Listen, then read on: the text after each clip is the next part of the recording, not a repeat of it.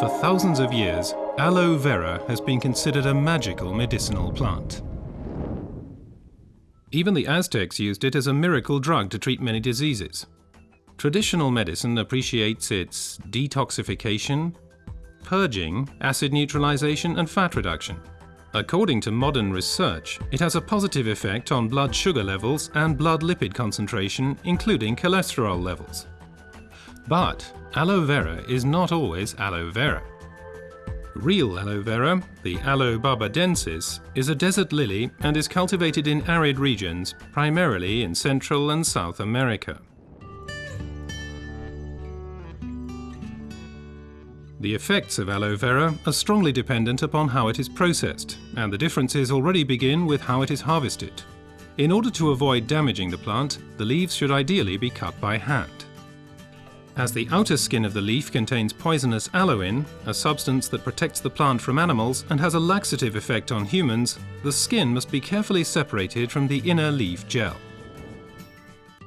This leaf gel is the most valuable part of the aloe vera plant. The gel has been proven to contain over 150 vital substances, such as vitamins, enzymes, polysaccharides, and trace elements. It's this unique combination of ingredients and the way in which they interact with each other that results in the healing effect. One of the most important plant substances is asimanan, which has a positive effect on the immune system and can also reduce inflammations and free radicals. The result, the oxygen supply improves. Let's take a closer look at this fact. Blood is supplied with oxygen in the lungs and then transports it via the blood vessels into the cells. The large blood vessels branch out, becoming smaller and smaller, until they turn into tiny capillaries. Capillaries, by the way, are the smallest blood vessels. This is where the oxygen passes over from the blood vessels into the cells.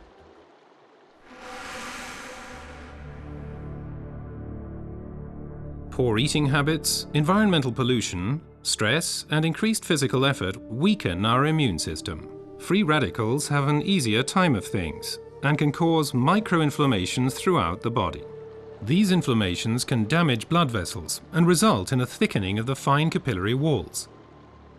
This swelling constricts the flow of blood, slowing down the blood cells on their way through the capillaries, which, as a result, impedes the oxygen supply.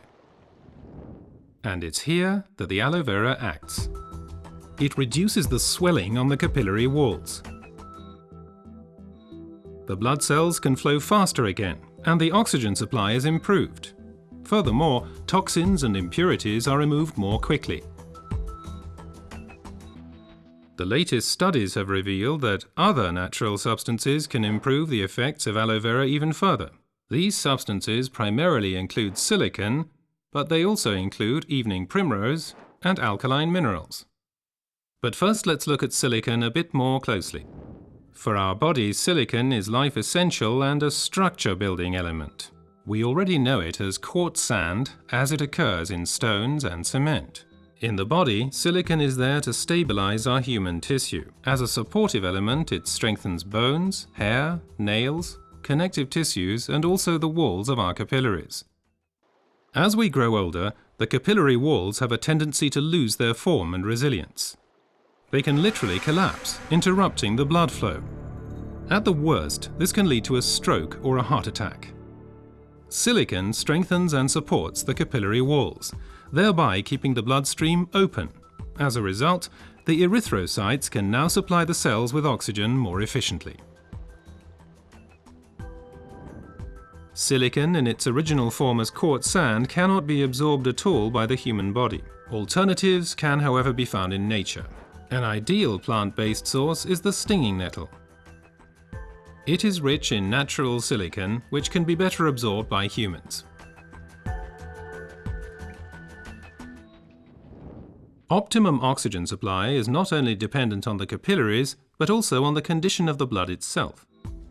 Only when blood is liquid enough can it pass through the narrow capillaries. For improving flow properties of blood, we have evening primrose with its polyunsaturated fatty acids and basic alkaline minerals.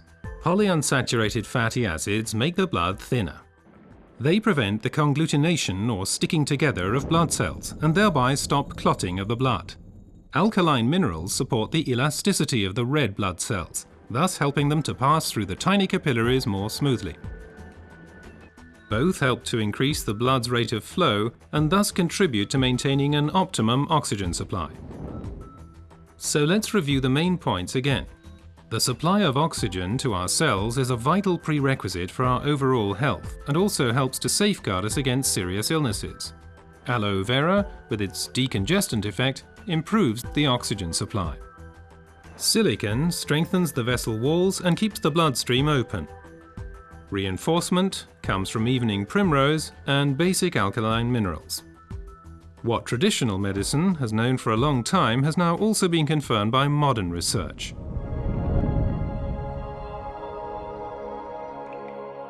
Aloe Vera improves your oxygen supply and therefore your general health. Because oxygen means life. Place your trust in Aloe Vera.